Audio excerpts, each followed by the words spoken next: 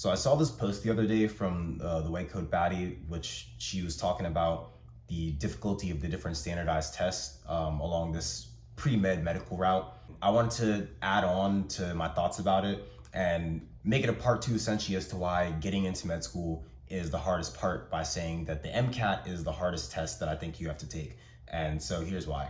Think about it like this. The MCAT is touching on all 4 years of undergrad, like all of the information that you covered. We're talking physics, we're talking biochem, biology. Because of the fact that maybe you have more chances to retake the MCAT, you can see it as more of a forgiving sort of thing. But again, that's really like the great barrier in terms of like what separates and keeps out most pre-meds from being able to progress.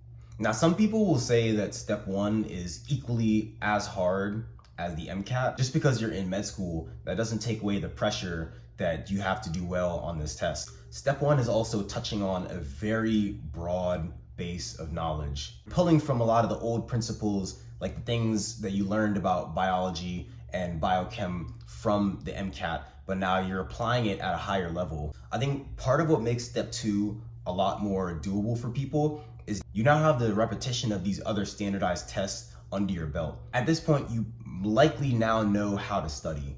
Your school has likely also been preparing you for taking step one and step two by giving you tests that are almost like mimicking what it would look like. In undergrad, the MCAT, there's no test that the teachers are often making the test themselves. There's no tests that the teachers are making at your undergrad that are in a way resembling or mimicking how you face it on the MCAT. Step two is also more reasonable to handle because that whole year of clinicals that you're doing, you're basically studying every day when you think about it. You're studying with questions and you're studying with being in person, working with real patients, working with doctors. It's one thing to learn about science in a vacuum, but it's another thing when you're learning about something and then the next day you're seeing it play out in clinical practice. Some of the diseases that I had to learn in order to pass my tests, I can remember the names of people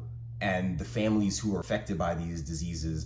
And when you learn things in that sort of way, it really sticks with you. I think every test is pretty stressful for different reasons. You have different stakes on the line. Yeah, I think that's about it. Look out for my next video about the male loneliness epidemic. I bet.